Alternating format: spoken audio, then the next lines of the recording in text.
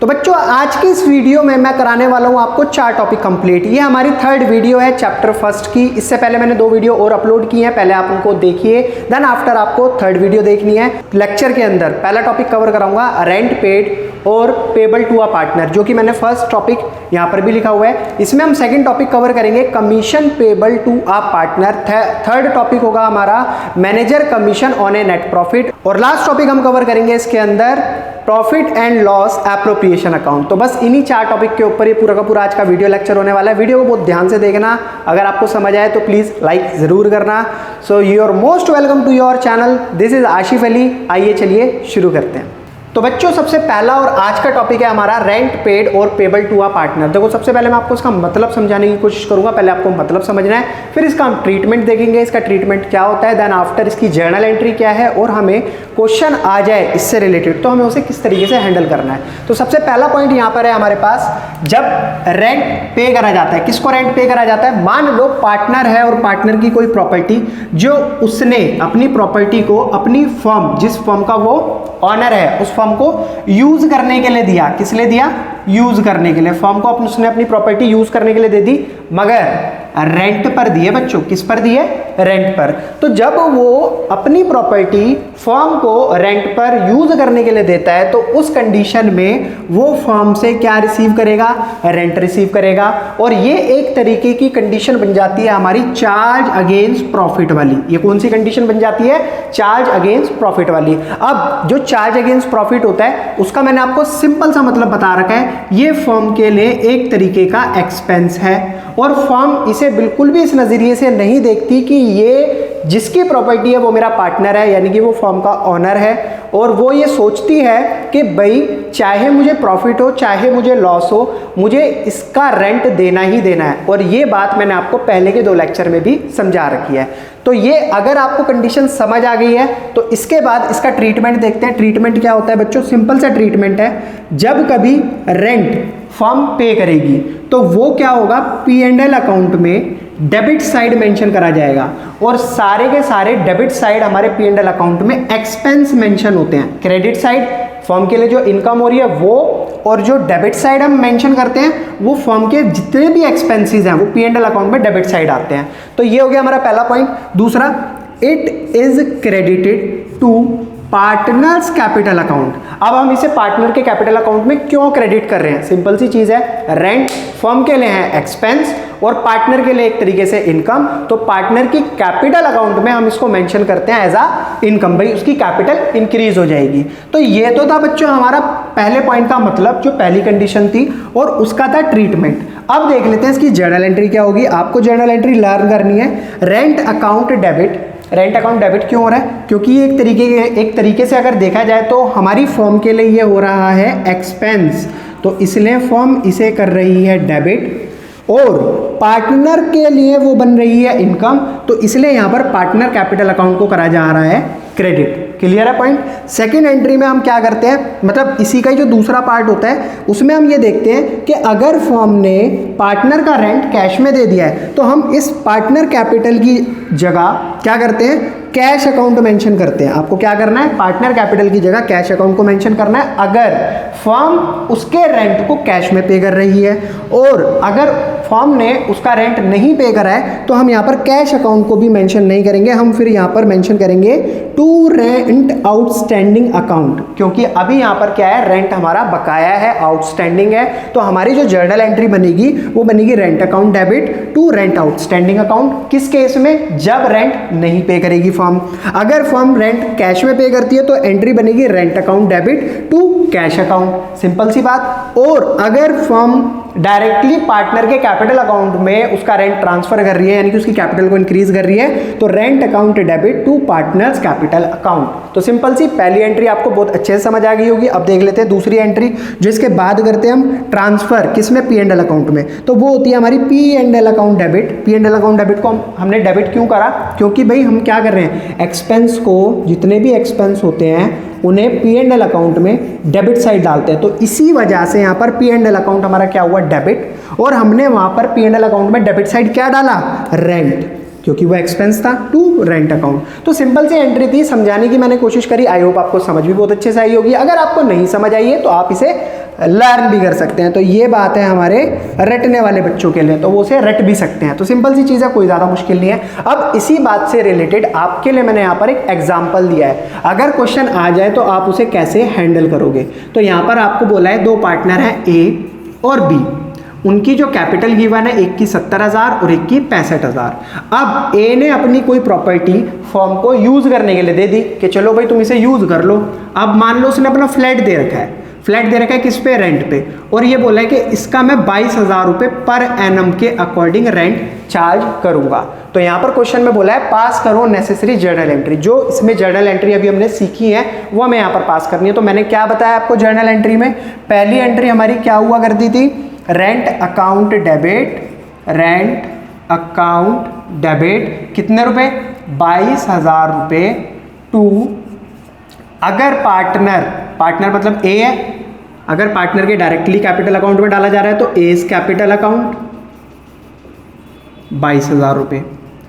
अगर कैश की बात होती तो हम इसको ना लिखकर हम क्या लिखते, टू कैश अकाउंट 22,000 रुपये। और अगर कैश की बात भी नहीं हो रही और हमसे बोला गया है कि अभी रेंट हमारा आउटस्टैंडिंग है, तो to rent outstanding account, simple सी चीज़ 22,000 रुपये। तो बच्चों ये तो थी हमारी पहली एंट्री। अब इसी के साथ देख लेते हैं सेकेंड एंट्री क्या थी। हमने क्या किया था, जो भी रेंट था उस अमाउंट को P&L अकाउंट में ट्रांसफर करा था। तो यहाँ पर P&L account debit to rent account, P&L account debit to rent account 22,000 रुपये। तो ये तो थी बच्चों मेरी पहली कंडीशन जो मैंने आज बोला था। आज मैं आपको 4 टॉपिक कराऊंगा, 4 में से पहला टॉपिक हमारा कवर हो चुका है। अब देखते हैं हम सेकंड टॉपिक जिसका नाम था commission payable to a partner. तो आइए बच्चों सेकंड टॉपिक भी फटाफट से खत्म करते हैं समझकर। देखो यहाँ पर क्या बोला है, commission payable to a partner. जो फर्म का ऑनर है यानी कि जो पार्टनर है उसको अगर कमीशन पे करना पड़े तो उस कंडीशन में हम क्या ट्रीटमेंट करेंगे, क्या इसका मतलब होगा, क्या इसकी जर्नल एंट्री रहेगी, ये सारी बातों को मैं अभी आपको समझाने वाला हूं। देखो सबसे पहले तो एक चीज ध्यान रखो, पार्टनर कौन होता है, फर्म का ही एक पार्ट होता है, यानी कि फर्म का ऑनर को ही हम बोल रहे हैं यहाँ पर पार्टनर। तो जब अपने बंदे की बात होती है तो वो कौन सी कंडीशन में आता है, एप्रोप्रिएशन। फिर वो चार्ज अगेंस्ट प्रॉफिट वाली कंडीशन में नहीं रहता, वो आ जाता है एप्रोप्रिएशन वाली कंडीशन में। तो ठीक है, यहाँ पर हमने एप्रोप्रिएशन में ये सीखा था कि प्रॉफिट होगा तो हम देंगे, नहीं होगा तो नहीं देंगे, कोई ज़्यादा मुश्किल वाली बात ही नहीं है। तो इसका पहला पॉइंट आपको ये समझना है, commission payable to a partner is an item of P&L appropriation account. जो कमीशन देते हैं हम पार्टनर को तो वो किस बात को ध्यान में रखते हुए देते हैं कि ये एक P&L अप्रोप्रिएशन अकाउंट का पार्ट है, यानी कि प्रॉफिट होगा तो हम दे देंगे, नहीं होगा तो हम कुछ भी नहीं देंगे। ठीक है, सेकंड पॉइंट, कमीशन अगर पार्टनर को दिया जा रहा है तो पहले वो पार्टनरशिप डीड में चेक करा जाएगा, क्या ऐसा मेंशन करा गया था कि पार्टनरशिप डीड में हमने ये चीज लिखी थी कि जब पार्टनर कुछ काम करेगा तो वो कमीशन मांगने लगे कल को तो हम उसे कमीशन देंगे। तो ये पार्टनरशिप डीड के अकॉर्डिंग होता है। थर्ड पॉइंट आता है इसमें, कमीशन का जो परसेंटेज है, कमीशन का जो परसेंटेज है वो प्रोवाइडेड होता है, पहले से ही दिया जाता है पार्टनरशिप डीड के अंदर। अगर मान लो वहां पर 5% बोल दिया तो जो भी कमीशन होगा हम 5% के हिसाब से देंगे, 10% के हिसाब से देंगे, 15%, जो भी उसमें मेंशन हो, 5, 10, 15 जो भी उसके अंदर मेंशन हो हम उसी के हिसाब से पार्टनर को कमीशन प्रोवाइड करते हैं। नेक्स्ट पॉइंट आता है बच्चों, कमीशन अलाउ प्रॉफिट। अगर प्रॉफिट है तो उस सिचुएशन में पार्टनर को कमीशन दिया जाएगा। इन केस लॉस हो जाता है तो उस कंडीशन में पार्टनर को कोई भी कमीशन नहीं दिया जाएगा। नेक्स्ट पॉइंट आता है, P&L अप्रोप्रिएशन अकाउंट को डेबिट साइड हम मेंशन करते हैं। वहां पर डेबिट साइड क्या मेंशन कर रहे हैं, देखो जो हम पार्टनर को कमीशन दे रहे हैं ना वो हम P&L अप्रोप्रिएशन अकाउंट में डेबिट साइड मेंशन करते हैं, और वहीं दूसरी तरफ क्रेडिट करते हैं हम पार्टनर के कैपिटल अकाउंट में, यानी कि जिस पार्टनर को कमीशन दिया जा रहा है उस पार्टनर के पार्टनर कैपिटल अकाउंट में हम क्रेडिट साइड उसको मेंशन करके दिखाते हैं कि पार्टनर का कमीशन है। तो ये बड़े छोटे छोटे से पॉइंट थे जो हमारे कमीशन पेबल टू पार्टनर से रिलेटेड थे। आई होप आपको सारे पॉइंट समझ आ गए होंगे। अब बच्चों इसमें 2 ऐसी चीजें आती हैं जो हमें क्वेश्चन के अंदर सॉल्व करनी पड़ती हैं। वो 2 चीजें क्या, हालांकि ये दोनों बातें आपको क्वेश्चन में मेंशन होंगी। पहली बात तो होती है कि जब प्रॉफिट चार्जिंग सच कमीशन। तो ये होता है हमारा जो प्रॉफिट है, ये बिफोर, यहाँ पर मैंने बिफोर नहीं लिखा है, आप लिख लेना बिफोर चार्जिंग सच कमीशन। ऐसी लाइन आपको क्वेश्चन में दी जाएगी, उसके हिसाब से आपको क्वेश्चन को सॉल्व करना है। अगर आपके सामने आ जाए बिफोर चार्जिंग सच कमीशन, तो आपका जो पार्टनर कमीशन है वो इस फॉर्मूले के अकॉर्डिंग कैलकुलेट करा जाएगा। जो भी नेट प्रॉफिट है पूरे साल का, उस multiply by rate of commission, जितना कमीशन बोला गया है क्वेश्चन में, डिवाइडेड बाई 100। ये तो बड़ा सिंपल होता है। खैर सिंपल सेकंड वाला भी है। अगर क्वेश्चन में मेंशन कर दिया उन्होंने आफ्टर चार्जिंग सच कमीशन, तो उस कंडीशन में, उस सिचुएशन में आपको क्या करना है, पार्टनर कमीशन को कैलकुलेट करने के लिए जो भी फर्म का नेट प्रॉफिट है उसकी मल्टीप्लाई करनी है आपको किसके साथ, रेट ऑफ कमीशन के साथ, और उसको डिवाइड करना है 100 प्लस रेट ऑफ कमीशन से। तो ये सिंपल से दो फॉर्मूले थे, इनको आपको बहुत अच्छे तरीके से याद करने हैं, क्योंकि ये चीज आपके कमीशन पेबल टू पार्टनर में तो आ ही रही है। लेकिन इसी के साथ जब हम नेक्स्ट टॉपिक अभी कवर करेंगे, जिसका नाम क्या था, manager commission on net profit, उस सिचुएशन में भी हमें इन दोनों फॉर्मूले का यूज करना पड़ेगा। तो ठीक है, ये फॉर्मूले से रिलेटेड बातें हो गई। अब देखते हैं जर्नल एंट्री। भाई जर्नल एंट्री में यहाँ पर क्या बोला है आपको, पार्टनर कमीशन अकाउंट डेबिट, क्योंकि हम जो पार्टनर है, चाहे वो ए है, बी है, सी है, उसका नाम लिखेंगे यहाँ पर, उसका कमीशन को डेबिट कर रहे हैं क्योंकि ये फर्म के लिए खर्चा है। और 2 पार्टनर कैपिटल अकाउंट, और उसके पार्टनर कैपिटल अकाउंट को हम इंक्रीज कर रहे हैं क्योंकि उसे कमीशन मिल रहा है। तो ये हो गई हमारी पहली एंट्री। समझ आ गई हो तो बहुत अच्छी बात है, नहीं आई हो तो आप इसे याद भी कर सकते हैं। तो दूसरी एंट्री, हम जो भी पार्टनर का कमीशन है उसे ट्रांसफर करते हैं फर्म के P&L अकाउंट में। तो P&L अप्रोप्रिएशन अकाउंट में हम इसे शो कराते हैं, इसको हम डेबिट करते हैं क्योंकि ये एक तरीके का फर्म के लिए एक्सपेंस है। ये फर्म के लिए क्या है, एक्सपेंस है। तो फर्म P&L अप्रोप्रिएशन में डेबिट साइड अपने सारे एक्सपेंसेस दिखाती है और क्रेडिट साइड सारे इनकम दिखाती है। तो यहाँ पर P&L अप्रोप्रिएशन अकाउंट में आपको डेबिट करना है क्या, पार्टनर का कमीशन। तो यहाँ पर नीचे जो 2 पार्टनर कमीशन है वो इसीलिए दिखाया गया है कि हमने डेबिट करा है P&L अप्रोप्रिएशन अकाउंट में पार्टनर का कमीशन, और जो भी अमाउंट होगा हम यहाँ पर मेंशन कर देंगे। तो बच्चों ये तो था हमारा सेकंड टॉपिक जो आज हमने कवर करा है। आई होप आपको समझ भी अच्छे से आया होगा। समझ आ रहा है तो प्लीज वीडियो को लाइक कमेंट शेयर करते रहिएगा। अब देखते हैं हम इसका अगला टॉपिक। तो बच्चों ये है हमारा थर्ड टॉपिक, जिसका नाम है manager commission on net profit. जो भी फर्म का पूरे साल काम करने के बाद क्या आता है, नेट प्रॉफिट, यानी कि जो नेट प्रॉफिट बचता है उसमें से जो भी मैनेजर का कमीशन, अब मैनेजर कौन है, आउटसाइडर, ये फर्म का पार्टनर नहीं है, ये आउटसाइडर है, इसे देखा जाता है चार्ज अगेंस्ट प्रॉफिट वाली निगाहों से। तो आपको याद रखना है ये एप्रोप्रिएशन का पार्ट नहीं है, ये चार्ज अगेंस्ट प्रॉफिट का पार्ट है। तो देखते हैं यहाँ पर हमने क्या क्या लिखा है। तो यहाँ पर सबसे पहली लाइन लिखी हुई है, the manager of the business is given certain percentage. यहाँ पर क्या है, बिजनेस का जो मैनेजर है उसको एक परसेंटेज पहले से ही बता दिया जाता है ऑफ कमीशन, कि उसके कमीशन का कितना परसेंटेज रहने वाला है। जब भी फर्म को प्रॉफिट होगा, जब भी फर्म को नेट प्रॉफिट होगा, तो मैनेजर का जो कमीशन है वो एक खर्चे की निगाहों से देखा जाएगा। किससे, खर्चा, ये क्या है हमारे लिए, खर्चे की निगाहों से देखा जाएगा फॉर द बिजनेस, बिजनेस के पॉइंट ऑफ व्यू से। ठीक है, it is charge against profit, ये हमारा, मैंने अभी बताया आपको क्या है, चार्ज अगेंस्ट प्रॉफिट का पार्ट है, इसीलिए इसको डेबिट करा जाता है टू P&L अकाउंट। यहां पर इसका P&L अप्रोप्रिएशन अकाउंट से कोई भी लेना देना नहीं होता, ये हम कहां से डेबिट करते हैं, P&L अकाउंट से। ठीक है, manager commission account is credited with amount of commission on net profit. जो भी हमने नेट प्रॉफिट का कैलकुलेट करके, मतलब वो परसेंटेज कैलकुलेट करके जो भी कमीशन निकाला है उसे हम क्रेडिट कर देते हैं मैनेजर के अकाउंट में। और वो मैनेजर का अकाउंट आपको पता भी होगा, मैनेजर कमीशन अकाउंट के नाम से होता है। तो उसके अंदर हम इसे क्रेडिट कर देंगे, लो भाई तुम्हारा कमीशन और तुम जाओ। तो नेक्स्ट पॉइंट आता है, manager commission is given on either. अब ये दो तरीके से कंडीशन आ सकती है हमारे सामने क्वेश्चन में, net profit before charging such commission और net profit after charging such commission.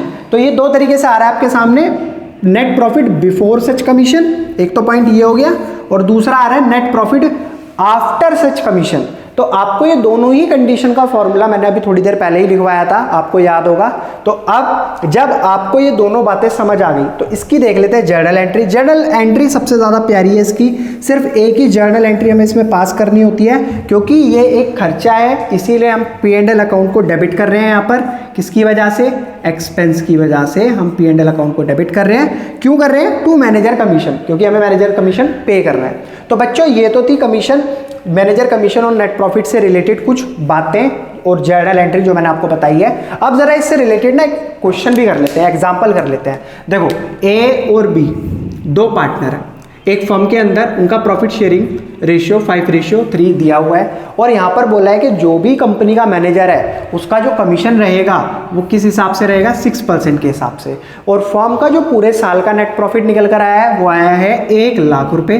तो आफ्टर चार्जिंग सच कमीशन वाली इसमें हमें कंडीशन अप्लाई करनी है। तो ठीक है, अभी निकाल लेते हैं। तो यहाँ पर मैंने आपको बताया था आफ्टर मैनेजर कमीशन कैलकुलेट करना आफ्टर चार्जिंग सच कमीशन वाली कंडीशन से।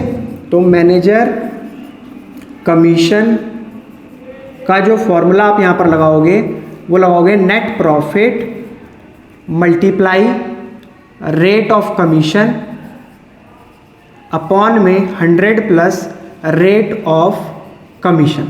इस कंडीशन से आप इसको कैलकुलेट करोगे तो नेट प्रॉफिट कितना है फर्म का? 1 लाख रुपए। तो नेट प्रॉफिट की जगह 1 लाख लिखा, मल्टीप्लाई रेट ऑफ कमीशन कितना दे रखा है? 6%।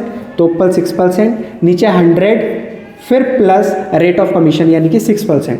तो बच्चों कैलकुलेट करते हैं, 1 लाख मल्टीप्लाई बाई 6, 100 प्लस 6 तो कितना हो गया? 106। और जब इसकी मल्टीप्लाई कर देंगे हम 6 के साथ तो ये बन जाएगा हमारा 6 लाख रुपी। और डिवाइड हमें किससे करना पड़ेगा? 106 से। तो बच्चों आई होप आपने डिवाइड कर लिया होगा। इसको डिवाइड करने के बाद आ रहा है 5660 रुपी। तो ये है मैनेजर का कमीशन। अब इसे यहाँ तक तो छोड़ना नहीं है, हमें करनी क्या है? इसकी जर्नल एंट्री। ठीक है, तो जर्नल एंट्री अभी थोड़ी देर पहले मैंने आपको बताई है, बड़ी सिंपल सी है। P&L account debit profit and loss account debit to manager commission account, और यहाँ पर आ जाएगा 5660 रुपये, 5660 रुपये। तो ये तो था बच्चों हमारा पूरा एग्जाम्पल जो हमने मैनेजर कमीशन और नेट प्रॉफिट वाले कॉन्सेप्ट से सीखा है। तो आई होप आपको अच्छे से समझ आया होगा। समझ आया तो प्लीज़ वीडियो को लाइक भी करना, वीडियो को शेयर भी करना, चैनल को सब्सक्राइब भी करना। अब देखते हैं इससे अगला और हमारा लास्ट टॉपिक। तो चलिए बच्चों फटाफट से समझ लेते हैं हम अपना लास्ट टॉपिक आज का जो इस वीडियो का है, और इस वीडियो को करते हैं यहीं के यहीं खत्म। तो सबसे पहले यहाँ पर आप देखो मैंने क्या लिखा है? Profit and loss appropriation account. अब ये एप्रोप्रिएशन P&L एप्रोप्रिएशन अकाउंट का मतलब तो मैं आपको ऑलरेडी समझा चुका हूँ। ठीक है, ये क्यों बनाया जा रहा है, इसका मेन रीजन क्या है, इसमें क्या क्या चीजें आती हैं वो अब हम यहाँ पर देखेंगे। तो सबसे पहले आप ये समझो कि जो प्रोप्राइटरशिप थी यानी कि जो सोल प्रोप्राइटरशिप थी, यानी कि जहां पर फर्म को एक सिंगल बंदा चलाया करता था, वहां का ऑनर एक सिंगल बंदा हुआ करता था और वो उस पूरी फर्म को ऑपरेट करा करता था। तो उस कंडीशन में हम क्या करा करते थे? हमने 11th क्लास में ट्रेडिंग अकाउंट भी बनाया, हमने 11th क्लास में P&L अकाउंट भी बनाया, और फिर लास्ट में बनती थी हमारी बैलेंस शीट। बट अब हम बड़े हो गए हैं, अब हम 12th में आ गए हैं, तो हम यहाँ पर क्या पढ़ रहे हैं? पार्टनरशिप फर्म के बारे में। तो आपको यहाँ पर क्या समझना है? पहले बनेगा ट्रेडिंग अकाउंट जो कि 11th का सेम है, फिर बनेगा P&L अकाउंट, ये भी बिल्कुल सेम टू सेम 11th का है, और P&L के बाद बनता है हमारा P&L एप्रोप्रिएशन अकाउंट। कैसे बनता है, क्यों बनता है, वो सारी बातें हम अब करेंगे। तो उसके बाद बनती है हमारी यहाँ पर बैलेंस शीट। तो ठीक है बच्चों, अब यहाँ पर देखो मेरी इस पूरी कंडीशन को समझने की कोशिश करना। फर्म काम करती है, पूरे साल काम करती है फर्म, ठीक है, वहाँ पर पार्टनर्स काम करते रहते हैं। वहाँ पर क्या होता है, फिर पूरे साल काम करने के बाद एक बनाया जाता है P&L अकाउंट जो कि ये है। P&L अकाउंट बनाने के बाद हमें पता चलता है क्या? नेट प्रॉफिट या लॉस्ट XYZ कुछ भी होता है वो हमें यहाँ पर पता लगता है कि हाँ चलो भाई हमारे इस साल का इतना प्रॉफिट निकल कर आया है। उस नेट प्रॉफिट को हम ट्रांसफर कहाँ करेंगे? P&L एप्रोप्रिएशन अकाउंट में। देखो आप ये करा है ना, P&L एप्रोप्रिएशन अकाउंट में हमने नेट प्रॉफिट को ट्रांसफर करा है। अब सर अगर लॉस हो जाता है तो हम उस कंडीशन में क्या करें? तो आपको वो डेबिट साइड ट्रांसफर करना है टू P&L लॉस के नाम से। क्लियर है बच्चों? जब हमारे P&L एप्रोप्रिएशन अकाउंट में ये प्रॉफिट ट्रांसफर हो जाता है तो उसके बाद हम क्या करते हैं? जो चीज़ें देने वाली हैं यानी कि जो मतलब एक्सपेंसेस हैं जो पार्टनर्स को देने वाले हैं, वो XYZ कुछ भी है, वो देकर हम क्या करते हैं, बचे हुए प्रॉफिट को तीनों पार्टनर्स के बीच में या 2 पार्टनर्स के बीच में, 4 पार्टनर्स के बीच में, जितने भी उस फर्म के अंदर पार्टनर हैं उन सबके बीच में उसको डिस्ट्रीब्यूट कर देते हैं। तो ये तो थी पूरी की पूरी कहानी P&L अप्रोप्रिएशन अकाउंट की। ठीक है बच्चों, अब यहाँ पर अगर आपको समझना है बहुत ध्यान से, आप मेरी बात को हमेशा याद रखना, P&L अप्रोप्रिएशन अकाउंट में सिर्फ फर्म और पार्टनर से रिलेटेड बातें होती हैं और तीसरी किसी भी चीज़ से रिलेटेड बातें नहीं होती। जो पार्टनर फर्म को देगा वो भी P&L अप्रोप्रिएशन अकाउंट में आएगा और जो फर्म पार्टनर्स को देगी वो भी P&L अप्रोप्रिएशन अकाउंट में आएगा। तो यहाँ पर रिलेशन किन 2 बंदों के बीच का है, यहाँ पर पार्टनर और फर्म से कुछ भी मिलता है पार्टनर के पास वो भी रिकॉर्ड हमारा P&L अप्रोप्रिएशन में होता है, और जो पार्टनर से फर्म को मिलता है वो भी हमारा रिकॉर्ड P&L अप्रोप्रिएशन में होता है। अब P&L अप्रोप्रिएशन क्योंकि हम फर्म के नज़रिए से सोचते हैं तो यहाँ पर आती है फर्म के फायदे वाली चीज़ें, यहाँ पर होता है फर्म का फायदा, जो चीज़ें उसे रिसीव हो रही हैं, और यहाँ पर फर्म के आते हैं खर्चे, ये फर्म के लिए खर्चे वाली चीज़ें हैं। अब जैसे मैंने आपको बोला हम फर्म के नज़रिए से सोच रहे हैं, तो क्रेडिट साइड में देखो P&L अकाउंट जो भी हमारा ट्रांसफ़र करके हम P&L अप्रोप्रिएशन अकाउंट में लेकर आए, जो भी हमारा प्रॉफिट था, ठीक है, ये फर्म को क्या हो गया, मिल गया।